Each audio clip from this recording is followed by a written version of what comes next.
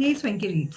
आज हम जानेंगे कि ओवर थिंकिंग को हम किस तरीके से बीट कर सकते हैं। मैं पर्सनली किस तरीके से हैंडल करती हूँ ओवर थिंकिंग को, बताऊंगी इस वीडियो में। चलिए स्टार्ट करते हैं। ओवर थिंकिंग को सबसे पहले तो आप ये समझिए कि ओवर थिंकिंग होती क्या है। सोचना इम्पोर्टेंट है। कोई भी चीज को करने से पहले आपको सोचना चाहिए, क्योंकि उसके बेस्ट रिजल्ट्स आए, कोई गलत इफेक्ट ना हो, तो इसलिए आपको थिंक करना इज इम्पोर्टेंट। बट अगर आपकी थिंकिंग ओवर थिंकिंग में चेंज हो जाती है तो वो एक नया पैटर्न ले लेती है, और ओवर थिंकिंग के बाद शुरू होता है नेगेटिव थिंकिंग, और नेगेटिव थिंकिंग के बाद शुरू होता है एक स्पाइरल थिंकिंग। ये एक बहुत बड़ा लूप है, बहुत बड़ी ट्रैप है जिसमें आप फंस जाते हैं, और इससे आपकी हैबिट्स डेवलप होती हैं। हैबिट्स जो आपको लीड करती हैं एक्शन ना लेने के लिए। मीन्स आप सोचते तो बहुत है लेकिन आप एक्शन नहीं ले पाते। कई लोग आपकी लाइफ में ऐसे होंगे ना कि यार तुम सोचते तो बहुत हो लेकिन करते कुछ नहीं हो, तो उसी चीज को बोला जाता है कि ओवर थिंक करता है लड़का या लड़की या जो भी है। तो बेसिकली इसे डील कैसे करना है, तो इस वीडियो में हम जानेंगे किस किस तरीके के टूल्स हैं जिससे हम ये हैबिट को ब्रेक कर सके, या फिर अपना ये जो माइंडसेट है लॉन्ग डिसीजंस लेने का, बस सोचते ही रहने का, उसको किस तरीके से हमें ब्रेक करना है। न्यू हैबिट डेवलप करेंगे कैसे, चलिए देखते हैं। सबसे पहले मैं आपको एग्जाम्पल देना चाहूंगी। मान लीजिए आप किसी रेस्टोरेंट में जाते हैं और आपको ऑर्डर करनी है, कुछ खाने के लिए कुछ ऑर्डर करना है। अब उस एक डिसीजन को लेने के लिए आपने मोर देन 10 मिनट्स लगा दिए। क्या आपको लगता है कि ये ओवर थिंकिंग है? बिल्कुल है। आपको समझ ही नहीं आ रहा कि आपने खाना क्या है। आपके सामने पूरी लिस्ट लगी हुई है कि क्या खाना है क्या नहीं खाना, बट स्टिल आप उस चीज को डिसाइड नहीं कर पा रहे हैं। ये जनरली एक पैटर्न बन जाता है। आप खुद ऑब्जर्व करिएगा, जब भी आप नेक्स्ट टाइम रेस्टोरेंट जाते हैं, किसी कैफे में जाते हैं, कि वो डिसीजन जो आप ऑर्डर प्लेस करने वाले हो वो आप कितने मिनट में करते हो। 1 minute, 2 minute, 3 minute, 4 minute, generally 2 to 3 minutes के बीच में हो जाना चाहिए। बट अगर आप मोर देन 10 मिनट्स के बात कर रहे हो तो it means you are over thinker, और ये पैटर्न है, पैटर्न डेवलप हो चुका है जिसे आपको ब्रेक करना है। सेकेंड एग्जाम्पल, मान लीजिए कि आपको कल ऑफिस जाना है, स्कूल जाना है या कॉलेज जाना है, और आपको रात को ये डिसाइड आपने कर लिया कि भाई मैं तो कल सुबह ये ब्लैक ड्रेस पहन के जाऊंगा या जाऊंगी, लेकिन मॉर्निंग होती है, फिर आप बोलते नहीं यार ब्लैक नहीं, ब्राउन वाला पहन लेते, नहीं ब्राउन वाला नहीं, ये रेड वाला पहन लेते, और आप उसी लूप में फंस के रह जाते हैं। अगेन आप ये चेक करिए कि सिर्फ एक कपड़े पहनने के डिसीजन में आपने कितना टाइम कंज्यूम किया है, कितना टाइम लग गया। तीसरा एग्जांपल जो कि आजकल सब लोग कर रहे हैं वो है ट्रैवल डिसीजंस। जी हाँ, मान लीजिए कि आपको 1-2 महीने के बाद आपको कहीं ट्रैवल करना है, जॉर्जिया जाना है, वियतनाम जाना है, जापान जाना है, अगर लोकल इंडिया में ही घूमना है तो फिर केरला जाना है, मनाली जाना है, या फिर भोपाल जाना है, कहाँ जाना है, राइट। तो उसका भी डिसीजन आप नहीं ले पाते। पहले तो डिसीजंस को ये देखिए, क्या ये डिसीजंस या ये चीजें 10 मिनट से ज्यादा लगनी चाहिए या फिर लंबा टाइम लगना चाहिए। ऑफ कोर्स अगर आप कोई ट्रैवल के लिए देख रहे हो तो उसके लिए सिर्फ 10 मिनट्स में आप कोई डिसाइड नहीं कर सकते कि आपको ऋषिकेश जाना है या फिर केरला जाना है या मनाली जाना है। Of course it will take time,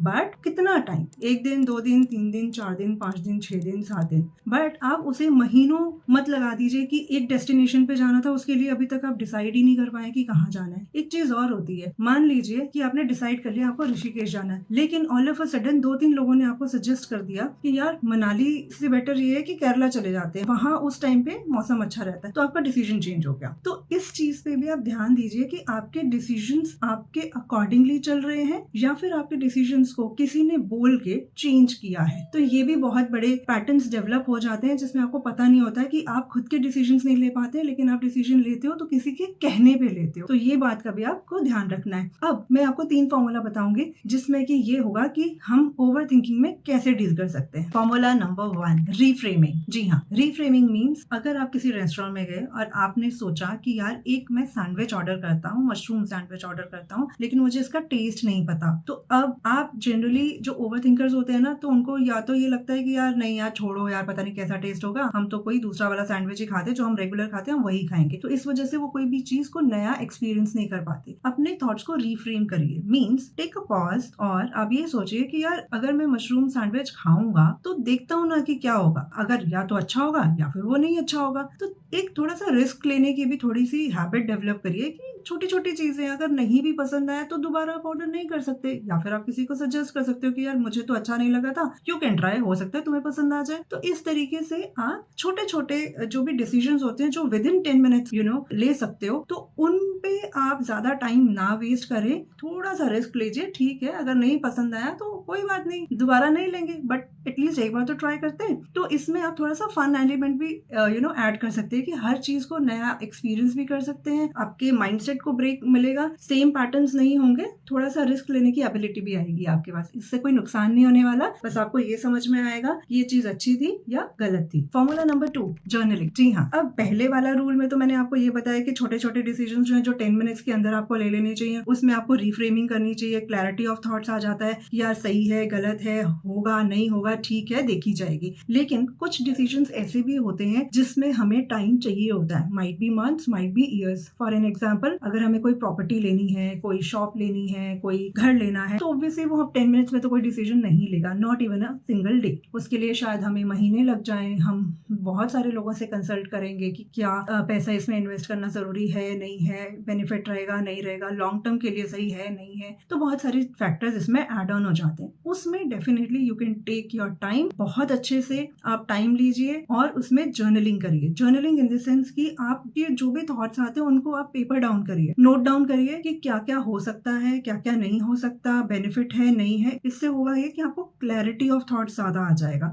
आपको ये चीज समझ में आएगी कि अगर ये प्रॉपर्टी मैंने इस लोकेशन पे ली है तो ये सही डिसीजन में जाएगा या फिर नेगेटिव में जाएगा। तो आप उसमें टाइम लीजिए, लेकिन उसको आपको एक्शन में लेना है। एक टाइम फ्रेम लिख लीजिए कि विद इन 6 मंथ्स मुझे ये डिसीजन लेना ही है।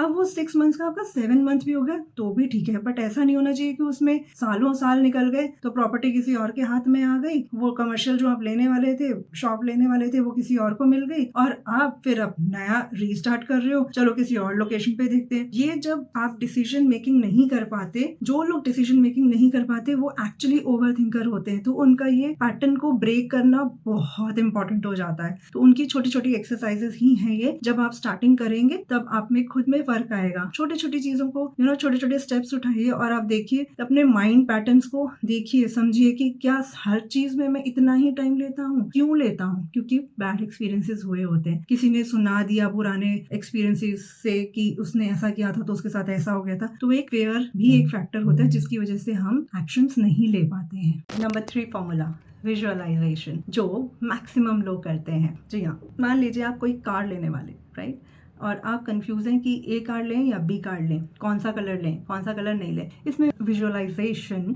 बहुत काम आती है।